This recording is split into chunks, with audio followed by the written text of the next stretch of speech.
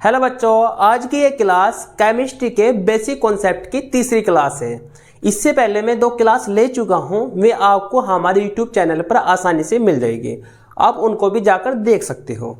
तो आज की क्लास में क्या खास होने वाला है उसको देख लेते हैं। आज की क्लास में हम डिस्कस करेंगे मोल के ऊपर कि मोल क्या होता है और मोल पे अंकीय प्रश्न किस तरीके से करते हैं। देखो, मोल पढ़ना क्यों जरूरी है। जैसे ही हम मोल पढ़ते हैं तो हमें जो 12th क्लास की केमिस्ट्री में 3 चैप्टर मिलते हैं स्टार्टिंग के, उनमें जो अंकीय प्रश्न होते हैं उनमें मोल का सबसे ज्यादा यूज होता है। यदि आपकी मोल समझ में नहीं आया तो वे आपके जो अंकीय प्रश्न है वे आपके बिल्कुल भी समझ में नहीं आएंगे। इसलिए हम आपके लिए मोल कॉन्सेप्ट लेके आए हैं और आपको मैं बहुत ज्यादा बारीकी से समझाऊंगा कि मोल क्या है। मैं आशा करता हूं कि आपकी बिल्कुल समझ में आएगा, बिल्कुल देसी लैंग्वेज में आपको समझाने वाला हूं। तो चलो आज की वीडियो शुरू करते हैं। देखो बच्चों, मोल को समझने से पहले आपको कुछ चीजें समझनी जरूरी है। जैसे यदि मैं आप लोग से कहूं कि आप 1 दर्जन पेन लीजिए, क्या लीजिए? पेन।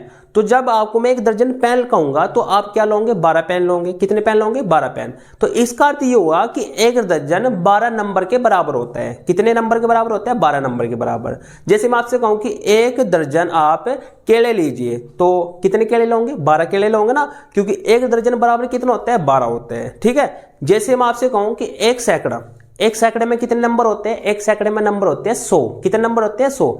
जैसे 1 दर्जन में कितने नंबर थे? 12। ऐसे ही 1 सैकड़े में 100 नंबर होते हैं। ऐसे ही 1 मोल में 6.02 गुणा 10⁻23 नंबर होते हैं। अब आपकी समझ में क्या आया कि 1 मोल में कितने नंबर होते हैं? 6.02 गुणा 10⁻23 इतने नंबर होते हैं। ठीक है। अब देखो, मोल क्या है? मोल एक मात्रक है। मोल क्या है? एक मात्रक है पदार्थ का। क्योंकि देखो, जैसे हम 1 दर्जन कहते हैं तो 1 दर्जन में कितने आते हैं? 12 आते हैं। जैसे हम 1 मोल कहते हैं तो 1 मोल में कितने नंबर आएंगे? 6.02 गुणा 10⁻23। जो ये नंबर है, इन नंबर को कहते हैं हम अवगाद्रो संख्या। क्या कहते हैं बेटा? अवगाद्रो संख्या भी कहते हैं। अब इस नंबर का यूज कहां होता है? देखो, दर्जन का यूज कहां पर होता है? दर्जन का यूज होता है ज्यादा केले खरीदने में। जब आप केले खरीदते हो, क्या आप कहते हो कि केले 1 किलो दीजिए, 2 किलो दीजिए, 3 किलो दीजिए? ऐसे तो नहीं बोलते आप क्या कहते हो? 1 दर्जन केले दीजिए, 2 दर्जन केले दीजिए, 3 दर्जन केले दीजिए। तो आपके क्या करेगा? वो केले उठा के दे देगा। ऐसे ही जो मोल होता है उससे पता लगाते हैं हम परमाणु, अणु, आयन की संख्या का। किसकी? परमाणु, अणु, आयन की संख्या का। कि किसी पदार्थ में कितने परमाणु होंगे, कितने अणु होंगे, कितने आयन होंगे, उनकी संख्या को बताने के लिए हम मोल का यूज करते हैं। जैसे मैं आपसे कहूं कि 1 मोल में कितने परमाणु होंगे, तो आपका आंसर रहेगा कि 6.02 गुणा 10⁻23। जैसे मैं आपसे कहूं कि 1 दर्जन में कितने केले रहेंगे, कितने परमाणु रहेंगे, तो कितने रहेंगे? 12 रहेंगे। तो आई होप कि आपकी समझ में आ गया होगा कि मोल क्या होता है। मोल एक नंबर है, बस वो नंबर आपको याद करना है। उस नंबर को हम क्या कहते हैं? अवगाद्रो संख्या भी कहते हैं। देखो, अब इसका यूज कहां पर होता है? यूज होता है इसकी परमाणु, किसी पदार्थ के अंदर हमें परमाणु की संख्या बतानी है या अणु की संख्या बतानी है, आयन की संख्या बतानी है। जब हम इनकी संख्या बताते हैं तो हम क्या करते हैं? मोल का यूज करते हैं। ठीक है बच्चों।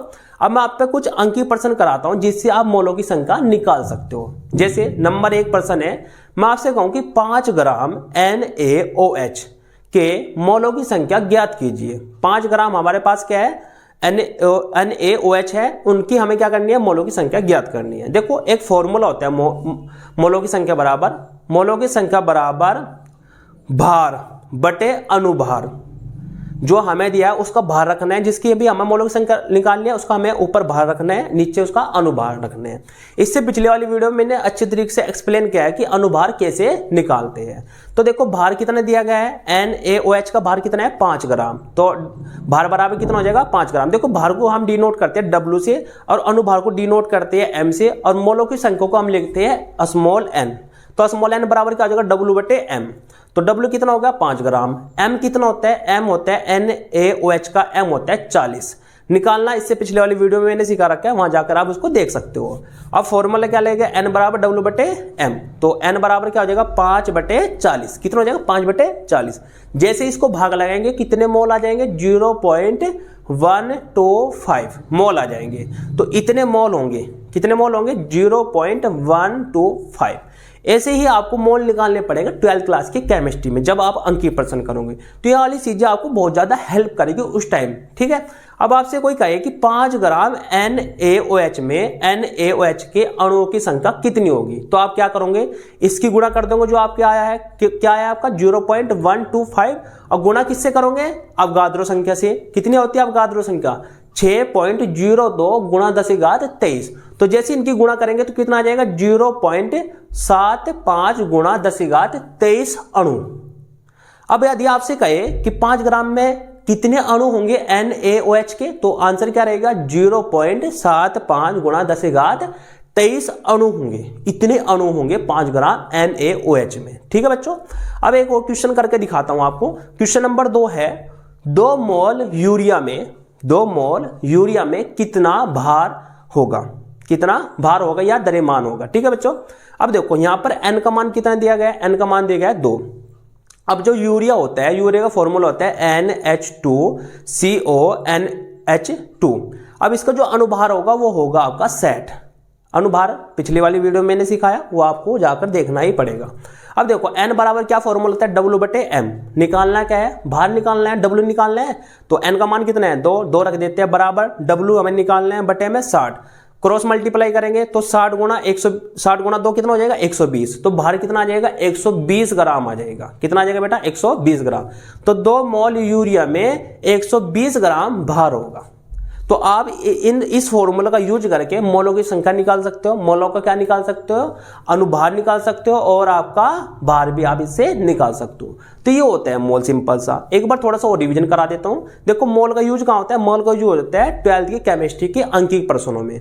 बहुत ज्यादा यूज होता है कि मोलों की संख्या निकालनी पड़ती है आपको। वहां पर आपको पता नहीं चलता कि मोलों की संख्या कैसे निकलती है। मोलों की संख्या कैसे निकलती है, मोलों की संख्या का फॉर्मूला होता है n बराबर W/m। W क्या है, भार है, और m क्या है, अनुभार है, और n क्या है, मोलों की संख्या है। तो ये वाला फॉर्मूला यूज करके आप मोलों की संख्या निकाल सकते हो। ठीक है बच्चों, आई होप कि आपकी समझ में आया होगा कि मोल क्या होता है। ऐसी और वीडियो देखने के लिए आप हमारे चैनल को सब्सक्राइब करें।